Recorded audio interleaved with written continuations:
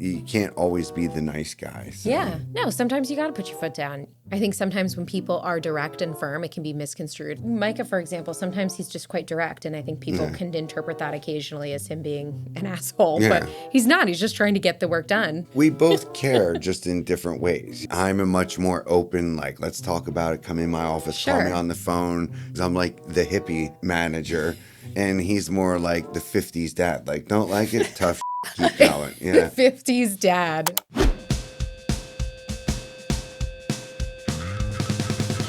Hi, I'm Denise Sabia, and together with Mike Bowman, we're your hosts for Renovation Radio.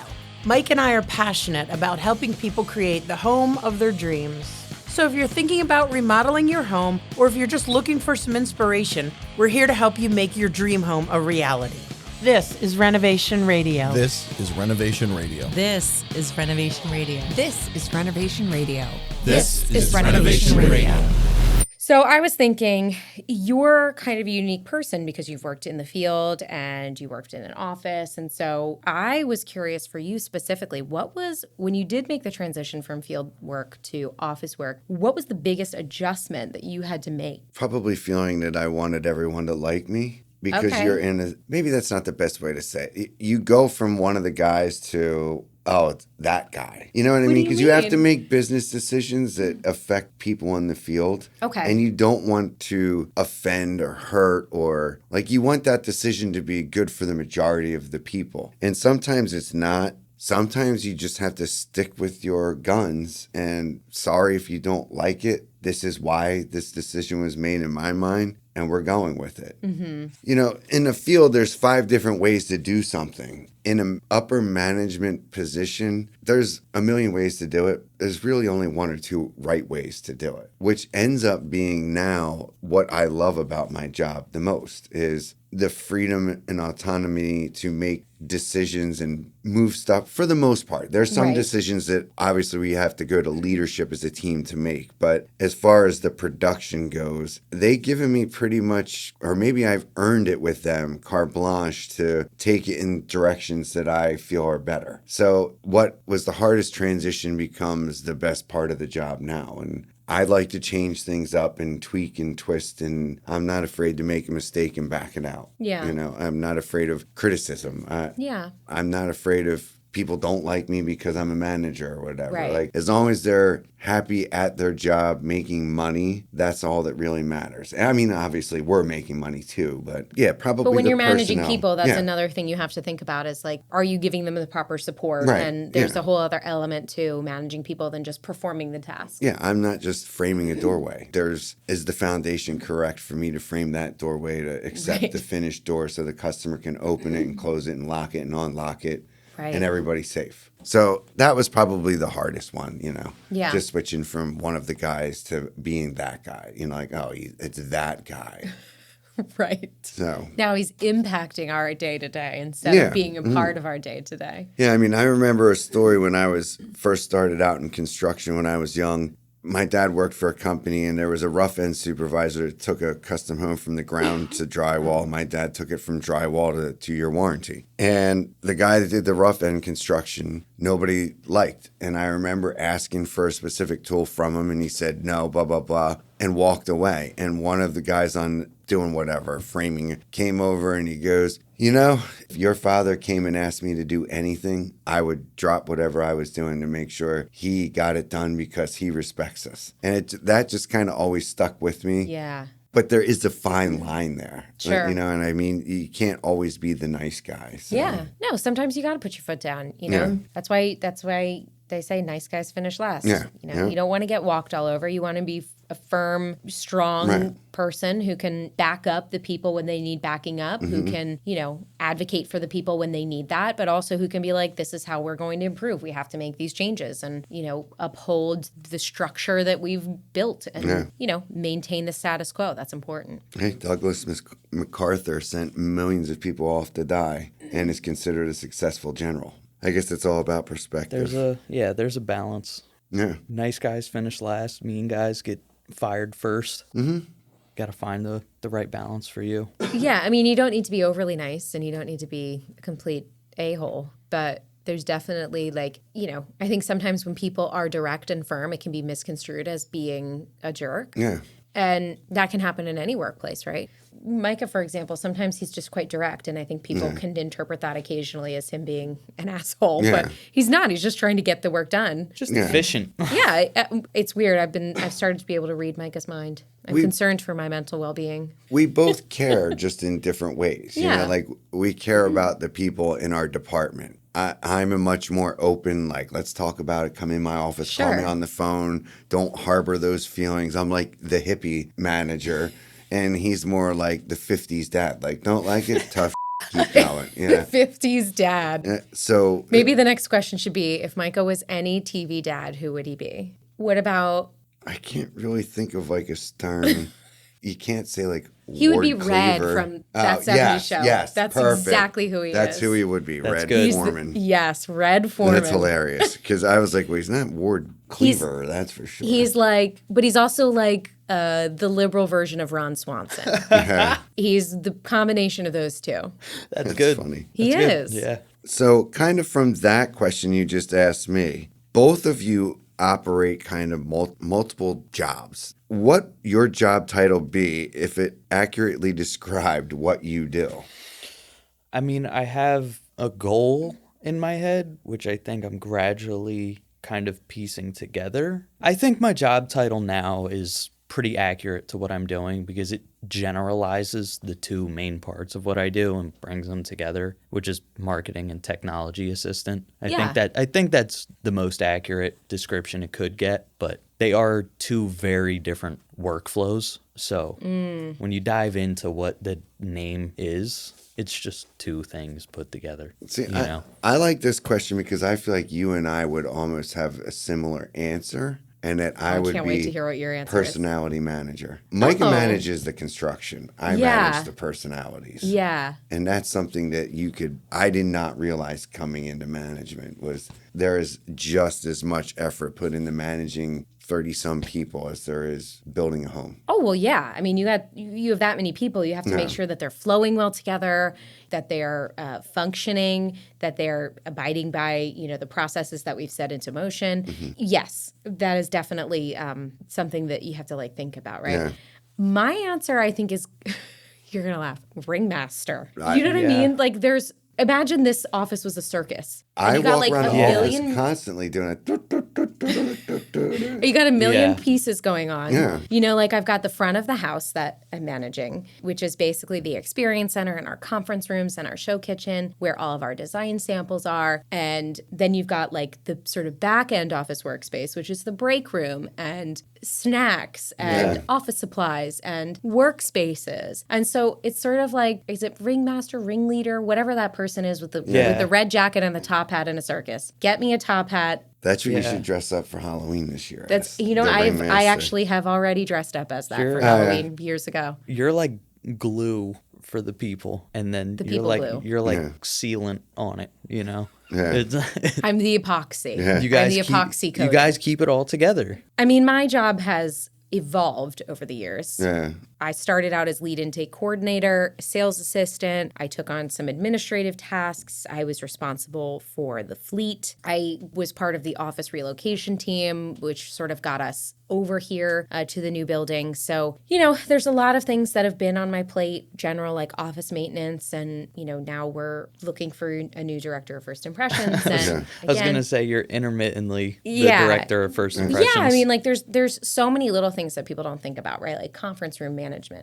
There are a few culprits of repeat offenders, people who forget to book conference rooms and emergency. We need a room in 5 minutes, and I've got to kind of figure that out. Sometimes I Clothing. have it, sometimes I don't. Clothing, that's another great big project that's a lot to manage for the staff. So when you're kind of spinning a million different plates in the air and you got to keep them going. It's funny because when I asked the question about if you could swap the job with anyone and why, I don't think and, anyone would want my job. that's why I said I'd probably pick the warehouse for Yeah. a day just to get out there and not be fettered with all this noise. But Yeah. I couldn't do it every day because I love the plate juggling. Me too. Yeah. I'm building in my head all day, every day, even on vacation, this structure of all these things going round and round and round and round and round and round. Yeah. how to keep him organized. I have found over the years, I know I made a joke about being able to read Micah's mind, but I found over the years that I'm actually quite good at like anticipating people's needs and, trying to jump on them and make sure that they have what they need to function, right? And so that's a big part of my role, is making sure that everyone can function within their space and that they have everything that they need. And so it's kind of like office mom. Maybe that's a more appropriate title, even though I don't necessarily love it. But I feel sometimes like I'm, mom. I'm walking around making sure that you're okay and do you have everything you need, and people can come talk to me about concerns or problems. I mean, I'm not human resources, but I always have an open door ready to listen. So I feel like I have cultivated a good background of being a good support person, but I don't necessarily think everybody would want to have that. Like, I don't think anyone in this building would respond that they would want my job, which is fine. I like my job. Yeah. It requires incredible patience. I have far more patience here than I do with my 5 and 3-year-old. Oh my God, so do I. Like, my wife's always like, how do you deal with all these people at work and in 5 seconds you're freaking out? I'm like, and it's over the dumb stuff, you know what I mean? Totally.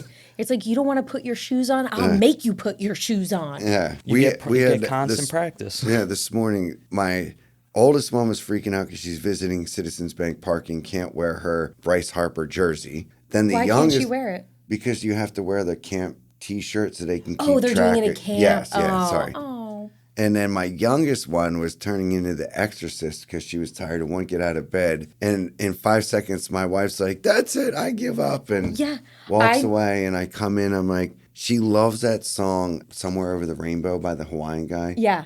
And I just started playing that, rubbing her back, and in 2 seconds, she was fine. Oh, that's so nice. I need a trick like that with my, as I like to call him, chaos demon of a 2-year-old child. He's nearly 3, and he is a monster. Yeah. He's like 50% sweet and snuggly, where he's like, Mom, I want to sit on your lap. Will you sit next to me on the couch? Can you sit next to me while I eat my dinner? And 50% demon. Yeah. The way that he speaks to me, I am like, I had to put him in timeout this morning. Like, man, I'm just trying to get you to eat your smoothie for breakfast. And you don't have to be yelling at me in like this weird guttural, like, I don't even know how he produces the sounds that come out of his body. Yeah. It's See, you got an crazy. exorcist too. That's why we call her the exorcist. Oh my God. I've started, Chaos Demon is where we are. Yeah. That's a pretty good one. You've got 2 girls. I have 2 boys. Yeah. So like, are the 2 girls nearly as destructive? No. Because my boys are like, I'll walk away for 10 seconds and all of the couch pillows will be off and covered in yogurt somehow. My mom told me that boys are tough in the beginning and easier as they get older, and girls are easier in the beginning. That's because they stop sharing their emotions with you. Yeah, and then the girls get tougher. You're like, I haven't back talking to kidding. me. Wait until your girls are teenagers. Listen, I was miserable to be around between the ages of 13 and 16. My poor mother. She definitely didn't deserve any of what I handed out. And I don't think she was prepared for it because she's not a super girly girl. She's into sports. My brothers are athletes. And I was a girly girl. And I don't think she knew how to like manage me as a girly girl. But I feel like I'm adequately prepared for my 2 crazy little boys. It is a superpower being a parent. It is. I look at my mom. My mom's got kind of both. Not to say one is more difficult than the other, but she had me and Nathan, which were the crazy kids ripping all the couch cushions off and making forts in the living room randomly. Yep. And then 2 twin sisters who are extremely like girly girls. And yeah, because the boys will ruin your house, but the girls will ruin your life. Like it will be emotional torture. I know. Just wait. It's I mean, you are not even prepared. No, that's why when we went to the doctor when Comforting Kim was thoughts. pregnant the second time and they gave her the ultrasound, like they turned it on, no denying that was the girl.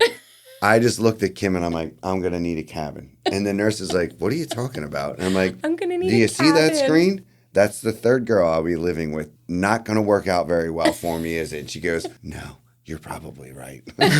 Smart man. Yeah. Smart. They always like boss me around. And I'm like, what is going on? You're 9 years old telling me what to do.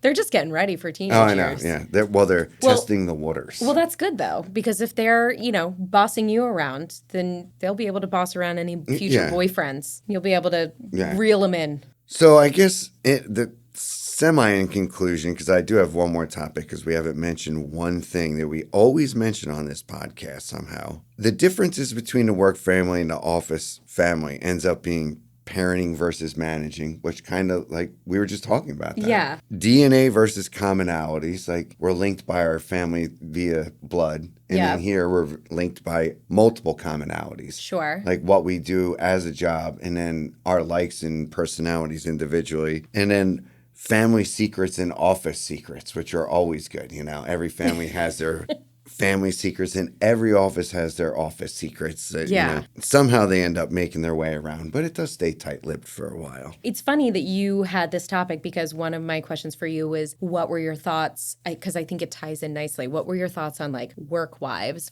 and work husbands? Because it's kind of the same, right? Like you've got your home family. Right. A lot of people have spouses. Right. But then you have your, like you're saying, office family. Like I feel like I have multiple work wives and multiple work husbands on some days, right? And it kind of fluctuates from day to day, depending on who I'm interacting with. But like when I shared an office with Chris Lux and Chris Hutch, two of our sales staff, they were like both my work husbands. Right. Because we shared a space, a small room about this size. There were 4 people in it. And, you know, you get to know people. And certainly there's not like a romantic element like there would be with a home relationship. Right. But it is definitely, there is a increased level of almost support, protectiveness for each other. Because if you work closely, you want to see that person succeed. You want to make sure that they are good, that they don't need any help. You know, you have personal conversations. You get to know people on a deeper level. And you want to support them when they're going through something at work, when they're going through something at home. I just find that work husbands and work wives are like a real thing. No, they're totally a real thing. I mean, we all know my number one work wife is Micah. So, Right. But I don't get the emotional support from him that I think I deserve. So then Well, because all the emotional support comes from you. Yeah, You're exactly. the emotional I'm one. the wife. You're the But, wife. yeah. He's the husband. Yeah. So like then I've picked very strong independent personalities as my managers with Micah, Crystal, and Yes. Katie Decker. Yes. Now, even though Katie's very quiet, she is very like, she knows what she wants and she does it. So it's odd because I always said, I can't have another me because it won't work. You know, I need that kind of along the mentality of me, but not emotionally like me. I need something different, you know, to break it up as we go down. Well, that's Micah, down for line. sure. Yeah. So I think it's a real thing too, because you can't help that family. We say we're a family, like, and it's not a lie. Yeah. It's just we're not linked through blood or marriage. We're linked through what we do for a living. And, you know, people take better to some than others. And but you're still pretty friendly with everybody. Yeah, I mean, I think especially here, it's not the same case for every place where I've worked, but especially here, I think that people really enjoy spending time with each other, like we were saying. But, you know, I think in any workplace, you gravitate towards people who have some of the same interests as you, or you gravitate towards people who have similar types of jobs that you do or similar pressures. And I think it's easier to lean on to get through any work day, whether it's high stress or low stress. Work is a strain on life, right? Like a lot of people work to live, not live to work. And so if you're in that category of people, it's easier to get through that work day when you have a good support system at work, right? People who want to see you succeed and see you move forward. Yeah.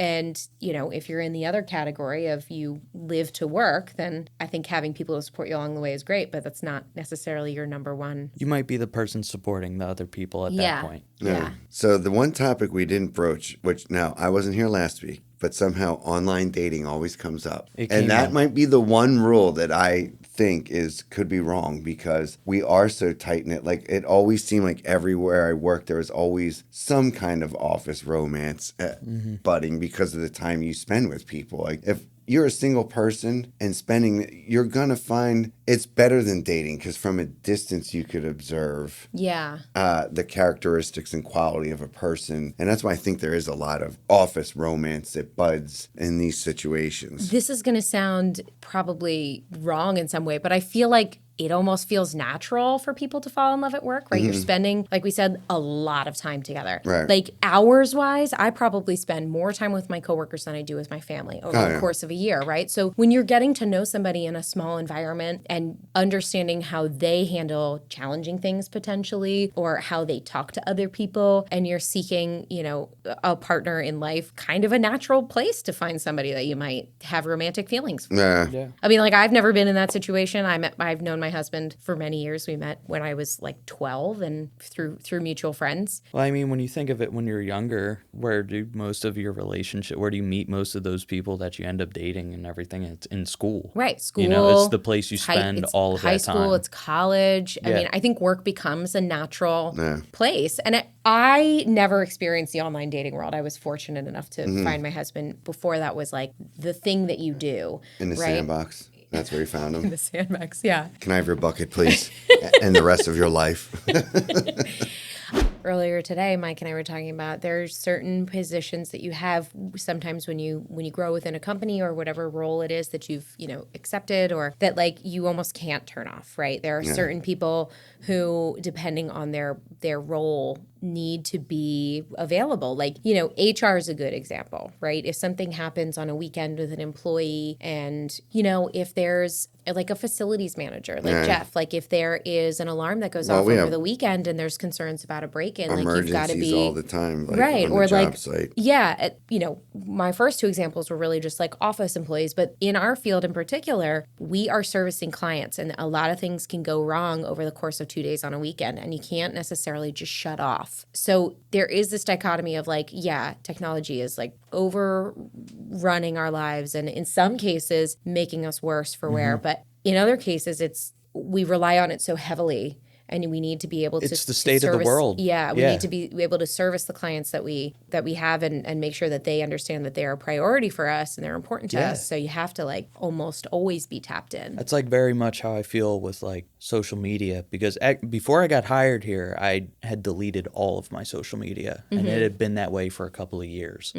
And you get into a job where social media is part of the branding and the marketing, and you have to be on social media. So like that, even for me, I think that's one of those things, is learning that balance. Yeah. Of like, I have to look at my phone like a tool and not like an extension of my life and myself. Right. Not to extend our little meeting here, but we didn't talk about something on your list that I was looking forward to talking about. Okay, then let's talk about it. So I'm going to backtrack a little bit. Office food drama. And I only want to bring this up because I think it's Don't bring up sticky buns in this, but... No, I think it's super funny. So Greg is just very adamantly against birthday cake. I'm with him. I know. And I understand his reasoning, right? I think this rule became a rule. So maybe this, I think, is the craziest if we're going backwards, the most ridiculous office rule. He doesn't like having birthday cake in the office. I think when there was maybe like 20 or 30 people in the company, he didn't want to have to celebrate 20 or 30 birthdays every year with cake, right? That's a lot of cake. So he came up with the birthday wheel, which we all spin at our company meetings for like little gifts. And that's how we're meant to be celebrating birthdays. But I think now we've gotten to a point where the number of employees is so great that like people are just going to bring in cake. They're like, we don't care. I'm one of those people. I love to bake and I love bringing in food to share with people. I think that that's like one of the nicest things that you can do is like open your home to somebody and share a meal with them. I think that's just like so lovely. So I love baking and bringing stuff for people to try. And I just think it makes me giggle a little bit how adamantly Greg is opposed to it. And not that I try to like do it on purpose to push his buttons, but anytime there's sweets in the kitchen, I'm like, Greg, just don't go in the kitchen today. Yeah. I'll get you whatever you need. Don't go in there. Because I think there's some like camaraderie in bringing in food for your coworkers. There is, and then there's the point of like, enough is enough. An employee had a party the other week and like had amounts of food left over. There is like, we talked about like the health balance at work, and then every time I walk into the kitchen and there's like a piece of goddamn There's a cake pastry or every ass time. fattening material sitting on that table. Well, yesterday's cake was my fault. It was my 5-year-old's birthday on Sunday, and I brought in the leftover cake. In a weird way, and this could go one of two ways depending on the person, but that thing alone, the constant pastries and baking things out in the kitchen, has like actually really helped me tighten up on like my sugar consumption. Good for you. Because I was made aware of it. I was coming in every day and I'm like, man, there's cake here every day, and I'm eating it every day. Yeah. And you get to a point where you're like, this is becoming a habit. Yeah. And you kind of, it put it right in front of me. So I can understand all of these. Like, I see both sides of the coin here. Right. And I'm so torn because I'm like, yeah, I'm trying to be healthier too. I'm trying not to, consume so much sugar. But then, like, you love my cinnamon buns that I make. That's and what I said. I want to, This like, all excludes those damn cinnamon buns. like, I because- always, like, I'm just I want people to be happy, right? And I'm like, if I'm thinking about making cinnamon buns, I'm automatically thinking about Mike. But then we are also having, like, completely opposing conversations about hard-boiled eggs. Yeah. The conversations Mike and I have about food are encompassed my by hard-boiled egg mentor. I've kind of beat Hard-boiled the egg. system.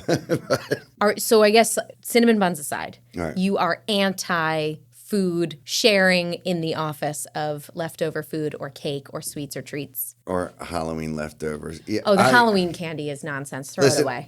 All right. Well, I guess we're going to call that this week's show. So if you have any questions, feel free to email us at renovationradio@hearthbuilders.com. Feel free to follow us on Instagram at renovation.radio. And make sure to listen to us on... Apple Podcasts, Spotify, and YouTube. Thank you.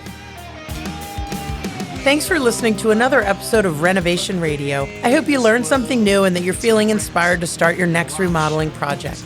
If you have any questions, please feel free to contact Hearth Builders. We're always here to help. And don't forget to subscribe to the show so you don't miss any future episodes. We've got some great topics coming up in the next few weeks we don't want you to miss.